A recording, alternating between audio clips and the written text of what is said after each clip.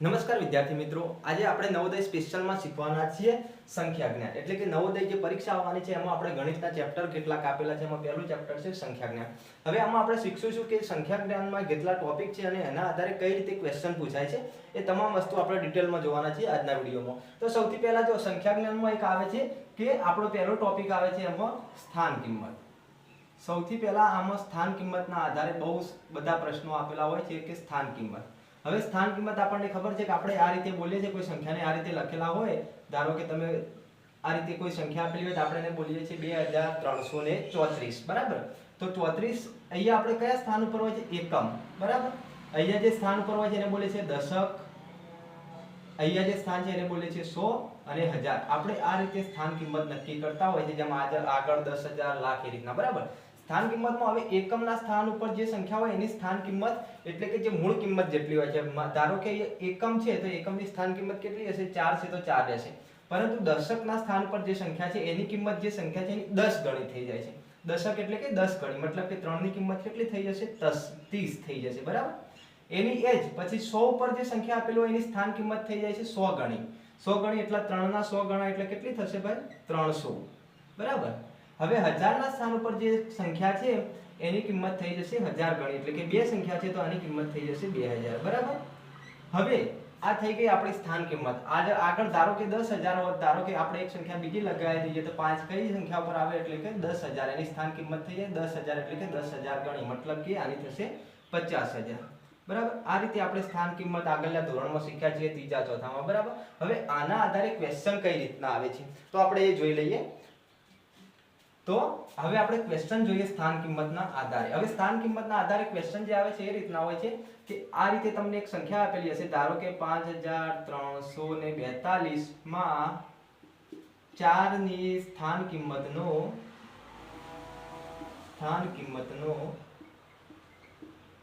તફાવત શોધો, બરાબર. આ રીતે તમને ક્વેશ્ચન નવોદયમાં જોવા મળે છે. હવે તમને આપેલી સંખ્યા આપણે હાલ જ કીધું કે અહીંયા શું કીધું છે? સ્થાન કિંમત. કોની? તો કે 4 ની સ્થાન કિંમતનો તફાવત તમારે શોધવાનો છે. હવે તમે જોઈ શકો છો કે અહીંયા બે જગ્યાએ 4 આપેલા છે સ્થાન. તો હવે આપણે પહેલી જે 4 છે એની સ્થાન કિંમત નક્કી કરીએ. ધારો કે એકમ અને દશક, તો આ 4 ની સ્થાન કિંમત છે 40, બરાબર. હવે આગળ જઈએ તો એકમ, દશક, 100, 1000, મતલબ કે આ 4 ની સ્થાન કિંમત થશે 4000. તમે જોઈ શકો છો કે આપણે આ રીતે લખીએ છીએ કે ભાઈ એકમ, દશક, 100 અને 1000, બરાબર. હવે જો અહીંયા આ 4 ની સ્થાન કિંમત 40 છે અને આ 4 ની સ્થાન કિંમત છે 4000, બરાબર. હવે આપણે શું કરવાનું છે? તફાવત શોધવાનો છે. તો 4000 માઈનસ 40, બરાબર. તો આપણો તફાવત કેટલો આવશે ભાઈ? આવશે 3960, બરાબર. તમે ડાયરેક્ટ બાદબાકી બી કરી શકો છો આ રીતે કે ભાઈ 4 માંથી 10 કો લઈ અને અહીંયા મૂકી અને 10 માંથી 9 લઈને અહીંયા 10 મૂકીને આ રીતે પણ બાદબાકી કરી શકો છો, બરાબર. તો આપણો જવાબ આવી જાય છે 3960. હવે આ એક ક્વેશ્ચન થઈ ગયો. આ રીતના તમને આમાં ઘણા બધા ક્વેશ્ચન જોવા મળશે. ધારો કે આપણે બીજો ક્વેશ્ચન લઈ લઈએ કે ભાઈ 6,92,432 માં 2 ની સ્થાન કિંમતનો તફાવત શોધો, બરાબર. આ થઈ ગયો આપણો બીજો ક્વેશ્ચન થઈ ગયો સ્થાન કિંમત. હવે અહીંયા પણ જોઈ શકો કે આ એકમના સ્થાન ઉપર છે તો અહીં જે કિંમત છે આની સ્થાન કિંમત કેટલી થશે? તો કે 2 થશે, બરાબર. હવે એની એક સંખ્યા એકમ, દશક, 100, 1000, અહીંયા કેટલા સ્થાન ઉપર છે? 1000, તો આની સ્થાન કિંમત થશે ભાઈ 2000, બરાબર. હવે 2000 માંથી આપણો તફાવત કેટલો થશે? તો 2000 માંથી 2 બાદ કરશું તો તફાવત આપણો કેટલો મળશે ભાઈ? તો 1998 આપણો જવાબ આવે, બરાબર. આ રીતે પણ આવશે. હવે ત્રીજી રીતે દાખલો કઈ રીતના પૂછાશે? તો ત્રીજી રીતે એક અલગ રીતે બી દાખલો આવે કે ભાઈ એની એ સંખ્યા ના બીજી સંખ્યા હોય. ધારો કે 7428 માં 4 અને 8 ની સ્થાન કિંમતનો તફાવત, બરાબર. 4 અને 8 ની, તો અહીંયા 8 એકમના સ્થાન ઉપર છે તો 8 ને 8 રહેશે અને આ 4 છે એ 100 ના સ્થાન ઉપર છે, મતલબ કે આની સ્થાન કિંમત થશે 400. તો આ બેનો તફાવત થશે 400 માઈનસ 8 એટલે કે 392, બરાબર. તો આ રીતના ક્વેશ્ચન તમને સ્થાન કિંમતમાંથી પૂછાય છે, વારંવાર પૂછાય છે અને આપણે એટલા માટે તમને કેટલાક ક્વેશ્ચન સોલ્વ કરવા આપીએ છીએ. એ તમારે તમારું હોમવર્ક રીતે તમારે કરવાના છે. ધારો કે આપણે એક આપીએ કે ભાઈ 9722 માં 2 ની સ્થાન કિંમતનો તફાવત તમારે શોધવાનો છે, બરાબર? 2 નો તફાવત, બરાબર? 2 ની સ્થાન કિંમતનો. હવે બીજી કિંમત આપી દઈએ આપણે 5,72,452 માં 7 અને 4 ની સ્થાન કિંમતનો તફાવત. અને ત્રીજું છે 8,952 માં 8 અને 2 ની સ્થાન કિંમતનો તફાવત, બરાબર? આટલા ક્વેશ્ચન તમારે જાતે તમારી નોટબુકમાં ગણવાના છે, એટલે તમને અંદાજો આવી જશે કે ક્વેશ્ચન કઈ રીતે પૂછાય છે. ઓકે, જો આ થઈ ગઈ સ્થાન કિંમત. હવે આપણે બીજા જે સંખ્યા જ્ઞાનમાંથી પ્રશ્નો આવે છે એ મિત્રો આવે છે આપણે દાર્શનિક કિંમતના. કઈ આવે છે? દાર્શનિક કિંમત, બરાબર? હવે દાર્શનિક કિંમત શું છે? ધારો કે હું તમને કહું કે ભાઈ 562 માં 6 ની દાર્શનિક કિંમત કેટલી? દાર્શનિક કિંમત, બરાબર? તો દાર્શનિક કિંમત એટલે કે જે સંખ્યા છે એની કિંમત જે મૂળ સંખ્યા આપેલી છે એની જ રહેશે. ધારો કે અહીંયા 6 છે તો 6 ની દાર્શનિક કિંમત કેટલી થશે? 6 જ થશે. પણ એના સ્થાન ઉપર 6 ની સ્થાન કિંમત પૂછે તો 6 ની સ્થાન કિંમત કેટલી થશે? તો ભાઈ એકમ ને દશક એટલે 60 થશે, બરાબર? એટલે કે દાર્શનિક કિંમત એટલે જે સંખ્યા કોઈ પણ સ્થાને હોય, એકમના સ્થાન ઉપર હોય, હજારના સ્થાન ઉપર કે લાખના સ્થાન ઉપર હોય, પણ દાર્શનિક કિંમત જ્યારે પૂછાય ત્યારે જે આપેલી સંખ્યા છે પોતે જ એની કિંમત થશે, બરાબર? હવે આ પ્રકારનો જે ટોપિક છે એમાં દાખલા કઈ રીતે પૂછાય છે? એક તો આ રીતે સીધા પૂછાય છે કે ભાઈ તમે 5,682 માં 6 ની દાર્શનિક કિંમત જણાવો. 6 ની દાર્શનિક કિંમત જણાવો, બરાબર? આમાં 4 ઓપ્શન હશે તમારે. ધારો કે આપણે એમાં આપી દઈએ કે ભાઈ 600, બી આપી દઈએ 60, સી આપી દઈએ 6 અને ડી માં આપી દીધો 6000, બરાબર? હવે દાર્શનિક કિંમત એટલે સંખ્યા એટલે પોતે મૂળ સંખ્યા એની કિંમત જ છે. તો ભાઈ આપણો સાચો જવાબ આવશે સી. કારણ કે દાર્શનિક કિંમતમાં શું છે? સ્થાનના આધારે લેવાનું નથી આપણે. એ જે પોતે કોઈ પણ સ્થાન ઉપર હોય, જે પોતે સંખ્યા છે પોતે જ દાર્શનિક કિંમત છે. એની જગ્યાએ આપણને ધારો કે પૂછ્યું હોત કે ભાઈ સ્થાન કિંમત કેટલી થાય, કે ભાઈ 6 ની સ્થાન કિંમત કેટલી થાય, તો જવાબ આવત આપણો એકમ દશક 100 એટલે કે 600 આવત, બરાબર? પણ અહીંયા આપણે દાર્શનિક કિંમત પૂછ્યું છે તો 6 આવશે, બરાબર? આ રીતે ક્વેશ્ચન આવી જાય છે. આ તો તમને નોર્મલ ખબર પડી ગઈ. હવે અહીંયા તમને સ્થાન કિંમત ને દાર્શનિક કિંમતના ભેગા તમને ક્વેશ્ચન આપે છે. એક બીજી વસ્તુ કે દાર્શનિક કિંમત અને સ્થાન કિંમતના ભેગા ક્વેશ્ચન આવે છે. હવે કઈ રીતે આવે છે એના આપણે એક બે ઉદાહરણ લઈ લઈએ. તો ધારો કે એક ક્વેશ્ચન એવો હતો કે ભાઈ 8625 માં 8 ની સ્થાન કિંમત અને દાર્શનિક કિંમતનો તફાવત જણાવો, બરાબર? હવે ઓપ્શન હતા કે ભાઈ ઓપ્શન એક હતો કે ભાઈ 8000 હતો, ડી હોય કે ભાઈ 8922 હોય, બરાબર? બીજો હતો સી હતો કે ભાઈ 7992 હતો, બરાબર? અને ડી હતો એ હતો 6725, બરાબર? હવે તમારે શું કરવાનું છે કે 8625 માં 8 ની સ્થાન કિંમત ને દાર્શનિક કિંમતનો તફાવત. હવે આપણે ધારો કે અહીંયા પહેલા તો અહીંયા રકમ લખી દઈએ. અહીંયા પહેલા તો સ્થાન કિંમત છે એટલે આપણે દર્શાવશું કે ભાઈ એકમ, દશક, 100 અને 1000. જો સ્થાન કિંમત પૂછ્યું છે એટલે પહેલા તો આપણે 8 ની સ્થાન કિંમત કેટલી થશે ભાઈ? 8000. આટલી થઈ ગઈ. હવે શું કીધું કે દાર્શનિક કિંમત પણ છે. હવે દાર્શનિક કિંમત આપણે હાલ જોઈએ કે કોઈ બી જગ્યા ઉપર હોય, દાર્શનિક કિંમત એટલે પોતે મૂળ સંખ્યા. એની કિંમત કેટલી છે કે કોઈ બી સ્થાન ઉપર હોય પણ જે પોતે મૂળ સંખ્યા છે એટલી જ એની કિંમત થાય એટલે આની કિંમત થશે ભાઈ 8, બરાબર? હવે 8000 માંથી 8 જોઈએ તો જવાબ આવે ભાઈ 7992. તો આપણો સાચો જવાબ છે સી, બરાબર? તો આ રીતના ક્વેશ્ચન તમને આમાં જોવા મળશે, બરાબર? હવે આ જ રીતના આપણે બીજો ક્વેશ્ચન લઈએ. તો બીજો ક્વેશ્ચન અલગ રીતે લઈએ થોડો, કે એમાં બે અલગ અલગ આપે. ધારો કે 57625 માં 6 ની સ્થાન કિંમત અને બેની દાર્શનિક કિંમતનો તફાવત આપો. બરાબર.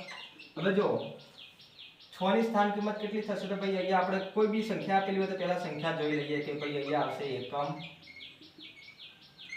દશક અને 100. બરાબર. જેટલા સુધી પૂછવું હોય એટલા સુધી જવાનો, જેથી પરીક્ષામાં ટાઈમ ઓછો બગડે. હવે અહીંયા 6 છે તો 6 ની સ્થાન કિંમત કેટલી થઈ ભાઈ 600.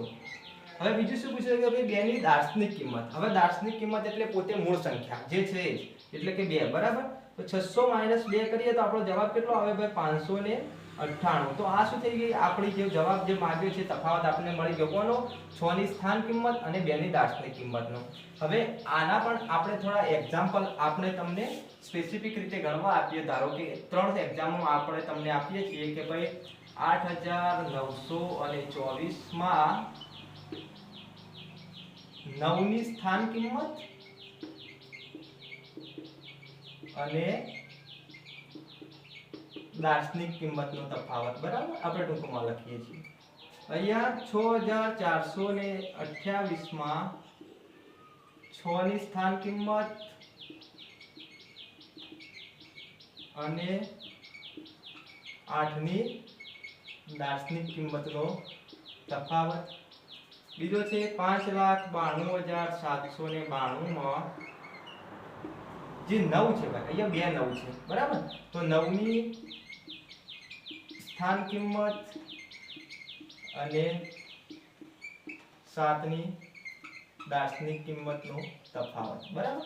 તો આ 3 તમારે પ્રેક્ટિસ માટે આપેલા છે. તો આ 3 તમારે તમારી નોટબુકમાં તમે ભણ્યા સમજ્યા એના આધારે તમારે ગણી લેવા. બરાબર. હવે આના પછી એક ત્રીજો ટોપિક આવશે જે આશરે કિંમતનો છે. બરાબર. તો આટલું તમારી નોટબુકમાં વિડિયો સ્ટોપ કરીને તમે લખી શકો છો. આના પછી આપણે નવો ટોપિક જોઈએ. જો હવે આપણે જોઈએ આશરે કિંમત. બરાબર. આશરે કિંમત. હવે આશરે કિંમત કોના પર આધારિત છે? તો જે છેલ્લો એકમનો અંક છે ને, છેલ્લો એકમનો અંક એના ઉપર ડિપેન્ડન્ટ રાખે છે. કઈ રીતના? છેલ્લો એકમનો અંક 5 કરતો વધારે હોય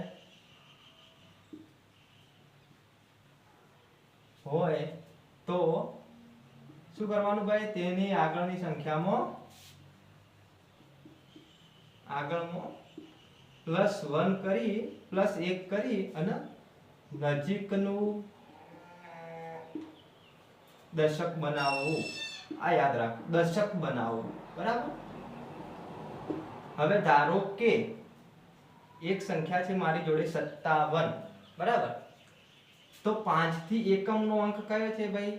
5 થી મોટો છે. બરાબર. તો આમાં શું કરીશ ભાઈ? હું +1 કરીશ. +1 એટલે આગળની સંખ્યામાં હું કરીશ? આગળમાં 1 ઉમેરો એટલે અહીંયા કેટલું થશે? 6. દશક અને શું કીધું? નજીકનું દશક એટલે કે 60 થઈ જશે. બરાબર.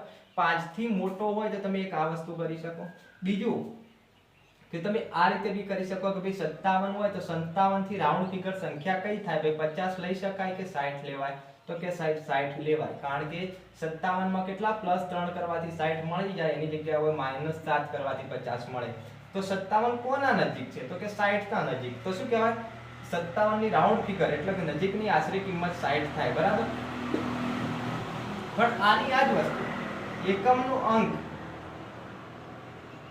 5 કરતો નાનો હોય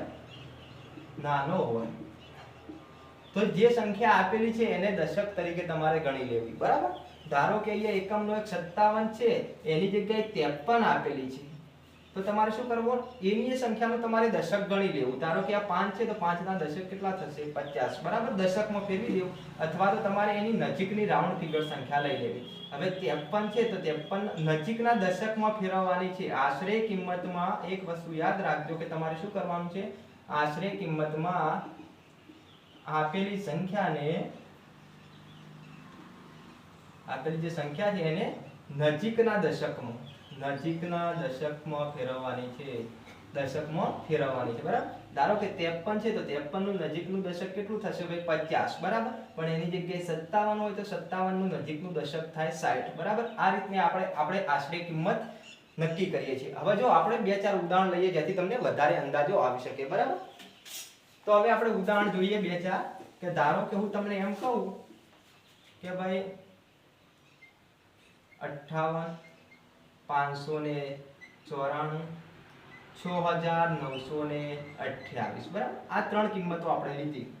હવે જો 58 ની આશરે કિંમત નક્કી કરવી હોય તો પાછલો અંક જોવાનો હોય. 5 કરતી મોટો છે એટલે એનું આગળની હંમેશા 5 કરતી મોટો હોય એટલે આપણે એક તો ઉમેરીએ જ છીએ તો મોટા ભાગે 60 થઈ જાય દશકમાં. હવે જુઓ 4 5 કરતો નાનો છે તો આપણે શું કરીએ છીએ, આ 4 ને અવગણીએ છીએ અને જે નજીકનું દશક હોય ને એ બનાવીએ છીએ એટલે કે 590 થશે દશકમાં. બરાબર, એ જ રીતે 28 છે એ 5 કરતો આંકડો કેવો છે, મોટો છે, તો અહીંયા આપણે શું કરશું, +1 કરીને 9 દશક બનાવશું એટલે કે 6930 બનાવશું. બરાબર, આટલા સુધી ખબર પડી. હવે હું તમને ધારો કે બીજું આપણે એક મોટું ઉદાહરણ લઈએ. ધારો કે આ રીતનું ઉદાહરણ છે. બરાબર, તો અહીંયા પણ એવું થશે કે અહીંયા એકમનો અંક 5 કરતા મોટો છે તો આપણે શું કરશું, આગલી સંખ્યામાં 1 ઉમેરી અને નજીકનું દશક બનાવી દેશું એટલે કે 59260. બરાબર, તો આ રીતે આપણે આશરે કિંમત રજૂ કરીએ છીએ. હવે પરીક્ષામાં પણ પૂછાય છે કે ભાઈ 4629 ની આશરે કિંમત કેટલી થાય. બરાબર, આશરે કિંમત કેટલી તમને કોમન દેખાય છે કે ભાઈ 29 છે, 30 ની નજીક આવે, 20 તો નજીક આવે જ નહીં, 20 તો બહુ દૂર હેઠી જતા રહ્યા. તો હવે આપણે આગળ 5 થી મોટો આંકડો છે તો એક ઉમેરશું તો કઈ સંખ્યા થઈ જશે, તો કે 4630 આપણી આશરે કિંમત. હવે આના આપણે તમને બીજા એક 4-5 ઉદાહરણ આપી દઈએ પ્રેક્ટિસ માટે જેથી તમને સમજમાં આવી જશે કે ભાઈ નજીકની આશરે કિંમત કેટલી થશે.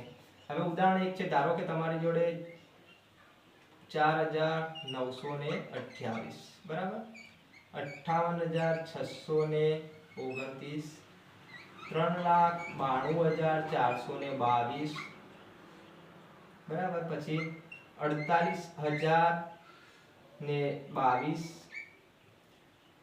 5,427. બરાબર, આ 5 સંખ્યાઓની તમારી આશરે કિંમત તમારા ચોપડામાં પ્રેક્ટિસ કરવાની. બરાબર, તો આજની જે આપણો વિડિયો છે આટલા સુધી રાખીએ છીએ. આના પછી આપણે બીજી બધી સંખ્યાઓ શીખવાની છે. વિભાજ્ય સંખ્યાઓ 1 થી 100 માં કેટલી આવે, 1 થી 10 વચ્ચે કેટલી આવે, 11 થી 20 વચ્ચે કઈ આવે. એના પછી આવશે અનુગામી સંખ્યા આવશે, પૂર્વગામી સંખ્યા આવશે. આ રીતે સંખ્યાકારમાં લગભગ 5 થી 6 ટોપિકનો સમાવેશ થાય છે. એ બીજું આપણે બીજા વિડિયોમાં કવર કરશું. બરાબર, તો આજનો વિડિયો તમને કેવો લાગ્યો કોમેન્ટ કરજો. અને તમને અહીંયા આ YouTube ચેનલ પર નવોદયની સંપૂર્ણ બેન્ચ મળશે ફ્રીમાં. તમને રેગ્યુલર વિડિયો આવશે. તો જે વિદ્યાર્થી મિત્રો નવોદયની પરીક્ષાની તૈયારી કરતા હોય એમને આ વિડિયો શેર કરી દેજો.